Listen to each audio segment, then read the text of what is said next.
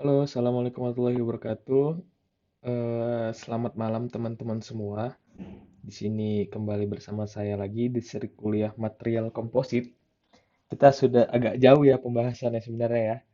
Jadi sebelumnya kita bahas mengenai pendahuluan tentang material komposit, terus material penyusunnya apa aja, perancangan produknya seperti apa, dan kita sampai ke dasar desain FRP Mekanika Mikro.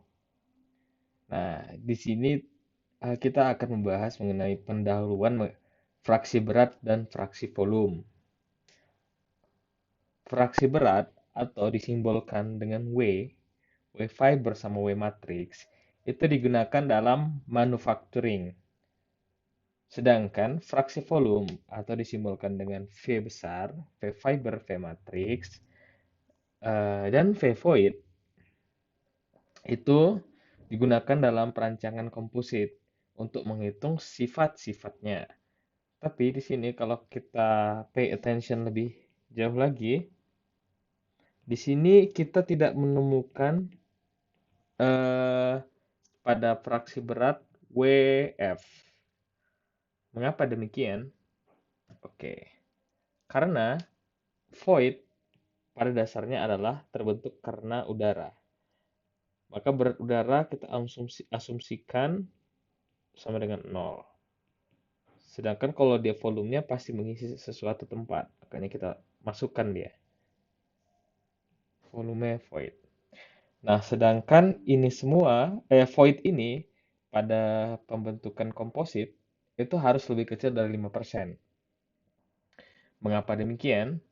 Karena void ini dapat mengganggu interface dari matriks dan serat, di mana ini akan berhubungan dengan kekuatan yang dimilikinya.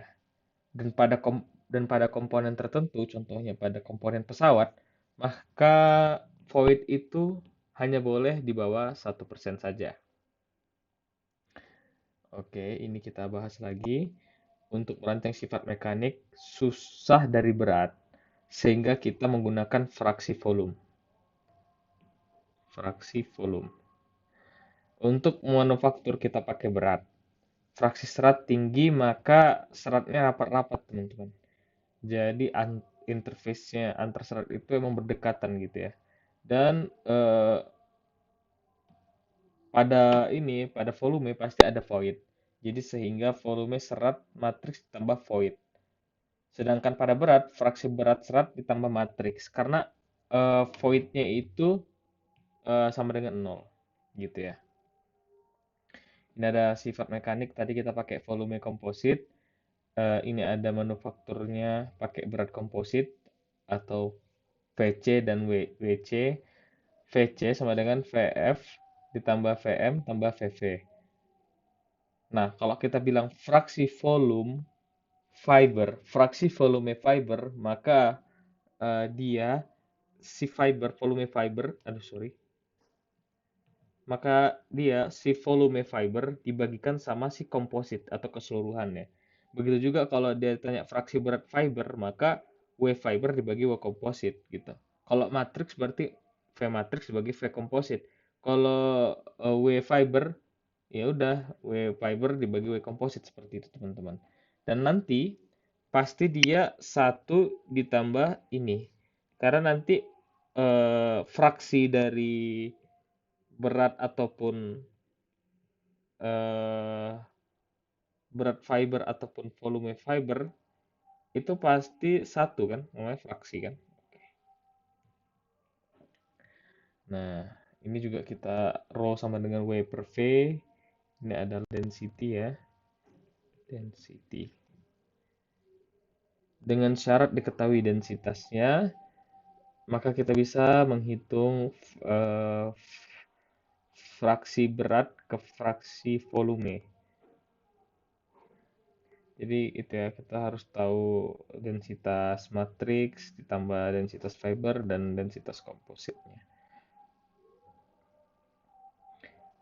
Kemudian diberikan ada ya rumus. Rumus ini dapat dari turunan dari density rho sama dengan W per V. Didapatkan eh, berikut dengan dengan fraksi volume misalnya 0,4, maka fraksi berat berbeda-beda karena densitasnya berbeda-beda satu sama lain. Jika dibikin fraksi berat sama, maka fraksi volumenya yang beda dan juga sebaliknya. Ini adalah tadi berhubungan sama density-nya. Perbedaan densitas. Oke, kita menuju ke ini bagian grafik ini. Di sini ada ditunjukkan yang warna biru adalah glass, kemudian ada apa ini? High carbon, ada aramid. Nah, di sini masing-masing udah dituliskan ya, density-nya ada 2,4, 1,7 sama 1,3. Dan kita dapat lihat semakin tinggi densitas, maka pada volume fraksi berat yang sama akan memiliki fraksi berat yang berbeda, gitu ya. Misalnya kita ambil volume fraksinya di 0,4. Kalau dia di aramid, dapat dia di 0, sekian. Kalau dia karbon, dapat ini. Kalau dia glass, dapat sekian. Tapi kalau perhitungannya glass tadi eh, weight-nya lebih berat, benar, karena dia memiliki densitas yang lebih berat. Nah, dia di sini ya. Nah, makanya memang sangat bergantung pada ini ya, pada density-nya ya.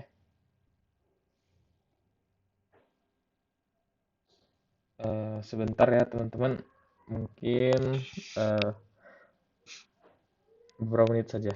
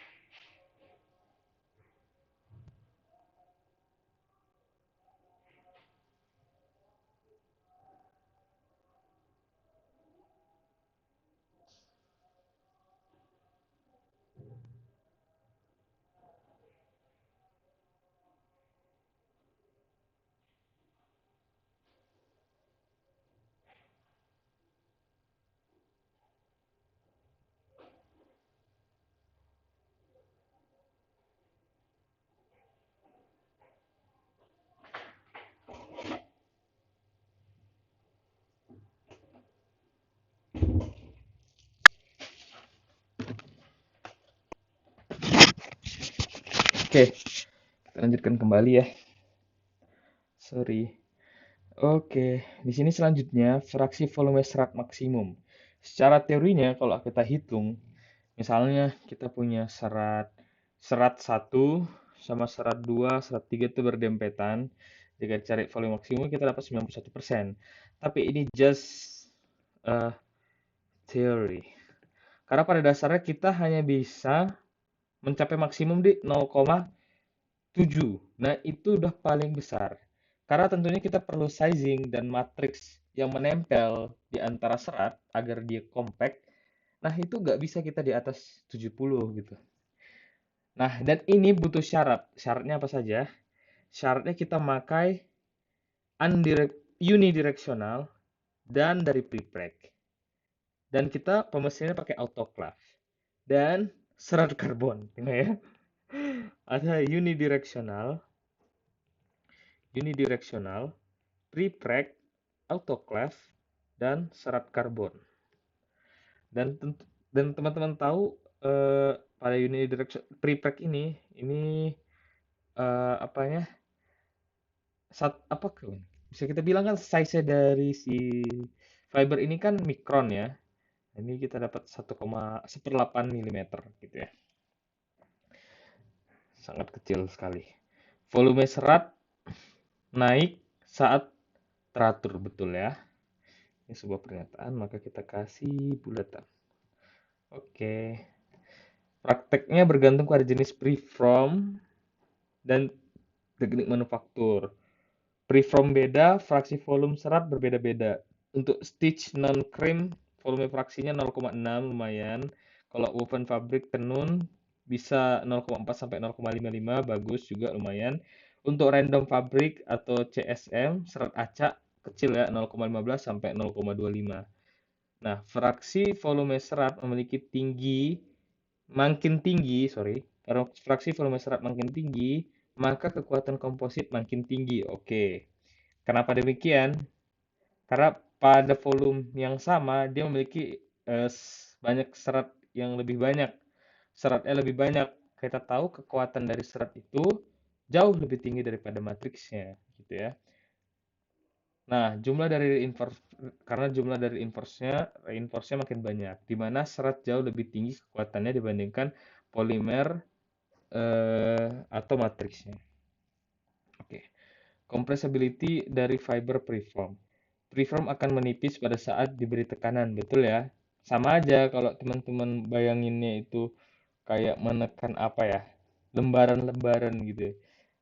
Eh, kan kalau kita beri tekanan kan harusnya makin tipis gitu. Untuk suatu preform dengan berat tertentu, fraksi volume serat akan semakin besar jika tekanan berproses semakin tinggi. Oke. Dan ini bergantung pada jenis serat dan jenis preform. Volume serat akan makin tinggi saat diberikan penekanan karena resinnya dapat dikeluarkan apa ini? Sebagian. Oh, karena dapat dikeluarkan sebanyak mungkin dan kemampuan tekan dari serat berbeda-beda atau preform itu kemampuan tekannya beda-beda. Oke, macam ini kan kita lihat nih. Kalau pada CFM kan kalau kita tarik kan cuma segini gitu ya. Kalau glass cuma segini. Itulah. Ya. Oke. Kita nyampe ke areal wake. Tadi kita udah bahas mengenai banyak ya tadi. Udah fraksi volume, compressibility fiber preform, ini areal wake. Jadi areal wake ini atau AW, maka ini adalah untuk menunjukkan preform kita tadi itu atau kain kita itu tebal atau tipis. Oke? Misalnya 50 gram per meter kuadrat dan 2000 gram per meter kuadrat. Mana yang lebih tebal, mana yang lebih tipis? Tentunya yang lebih tipis yang 50 ya, teman-teman. Nah, ini dia areal weight tinggi apa tebal tipis ini dia juga kemampuan kompresinya beda-beda. Tentunya kalau yang tebal harusnya dia kemampuan kompresinya makin tinggi ya, tapi karena bentuknya udah tebal dia. Jadi biarpun kemampuan lebih tinggi, dia tidak lebih baik dari yang 50 gram. Nanti akan kita bahas ya. Ini di sini. Kalau kita yang tipis, maka directionnya arah dari serat itu kan sangat berpengaruh pada kekuatan. Nah, yang tipis itu dia lebih terarah pada satu arah, sehingga kekuatannya lebih oke. Kalau yang tebal, dia manufakturnya memang lebih cepat pakai yang tebal, karena manufaktur lebih cepat karena cepat. Maksudnya gini, misalnya kita dimensinya pengen 5 cm. Misalnya yang tebal itu dia langsung 2,5 gini. Nah, udah selesai kita dapatkan ya, cuma 2 lapis saja. Tapi kalau misalnya yang tipis, misalnya kita hmm, misalnya kita untuk mendapatkan 5 cm itu kita perlu banyak banget. Nah, gitu. Jadi ini menyebabkan dia lama gitu ya. Hmm. Dan tebal laminat bergantung pada banyaknya serat relatif terhadap banyak resin di dalamnya. Untuk satu laminat dengan kuantitas serat yang laminat dengan fraksi volume fiber yang lebih tinggi akan lebih tipis dibandingkan laminat dengan fraksi fiber yang lebih rendah. Dan kemampuan tekan itu dipengaruhi juga oleh gaya yang diberikan ya, tekanan yang diberikan. F2 pasti lebih tinggi daripada F1 ya. Penguatan ada berada di arah benang, bukan keluar benang. Jumlah serat sama, tapi fraksi serat dapat berbeda. Fraksi volume serat makin tinggi sehingga kompositnya lebih kuat atau kompositnya makin tipis ya, jadi jatuhnya. Ada perbedaan antara kekuatan dan kemampuan menerima beban. Karena biarpun kita bilang yang kecil tadi kekuatannya lebih oke, tapi kalau menerima beban ini tergantung pada daerah cross sectionnya. Jadi belum tentu dia lebih baik. Tapi secara kita pengen berbicara pada kekuatan, kita pengennya yang tipis tadi ya. Misalnya di ini kalau di lapangan kita menemukan ada kayak kode WR 100 berarti 100 gram per meter kuadrat. WR 900 berarti woven roughing 900 gram per meter kuadrat. Ini memang kayak apa ya sebutannya gitu ya, kodenya. Jadi kalau WR tinggi memang prosesnya cepat tapi tentunya kekuatannya menurun gitu ya. Oke. Kemudian kita bahas tebal laminat lanjutan. Untuk satu laminat, tebal D terdiri dari N lamina dengan areal weight AW. Kita dapat memberikan fraksi volume serat VF laminat atau ketebalan laminat tersebut. Jadi kalau berat serat itu kita dapatkan jumlah lapisan dikalikan areal weight-nya. Kalau volume serat kita dapat dari eh, berat serat dibagikan densitas gitu kan. Iya kan? Gitu kan? Kan tadi ini dapatnya NAW N kali AW per rho F gitu ya, rho fiber. Kalau apa fraksi fiber NAW per rho VD. Kalau D itu NAW per rho V FV. Nah, ini bisa dipakai untuk mendesain awal karena nanti AW ini belum tentu dia yang lebih apa namanya yang lebih tebal lebih baik atau yang lebih kecil lebih baik nanti tergantung gitu ya. Ini bergantung pada preformnya, unidireksional, kemampuan tekanannya beda-beda.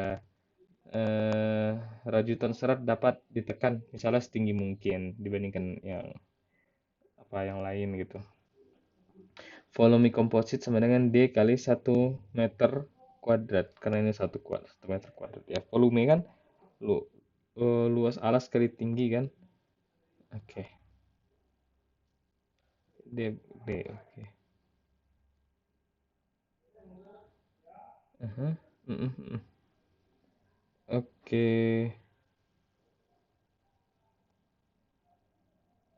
Kalau kita ingin mendapatkan D yang lebih kecil, maka kita pengennya, sorry. Kalau kita pengen mendapatkan fraksi volume seratnya makin tinggi, maka si D-nya harus makin rendah, kan kebalikannya ya, berlawanan arah gitu. Atau ini kalau kita pengen makin rendah, ininya makin tinggi. Nah, gitulah. Ini lanjutannya tadi, ini ada diberikan data areal weight-nya. Ini D yang ada D lebih kecil. Ini pengerasan lebih searah, tapi butuh lapisan lebih banyak. Itu kelebihannya. Arah dari seratnya lebih searah, tapi butuh lapisan lebih banyak gitu. Nah, semakin kecil areal weight, maka semakin mahal. Karena dia searah, kekuatannya tinggi, tapi butuh lebih banyak lembaran untuk dimensi tertentu. Yang udah kayak jelaskan tadi ya. Misalnya 5 cm, 5 cm itu butuh berapa gitu ya. Bergabung jenis, area weight, density. Oh enggak, sorry. Bergantung jenis sama area area weight density preform maka tekanannya beda-beda gitu. Misalnya kita pengen thicknessnya di D 0,0,5 maka masing-masing berbeda gitu ya ininya dapatnya. Tapi yang paling tinggi volume volume fractionnya itu ada di si ini ya si 600 ya ini dapat kita di ketebalan tertentu. Nah, ini. Tapi kita apa ya? hmm, Memang kita cepat mendapatkan volume fraksinya demikian, tetapi dia kurang searah gitu. Makanya kadang lebih baik juga kalau dia yang lebih tipis.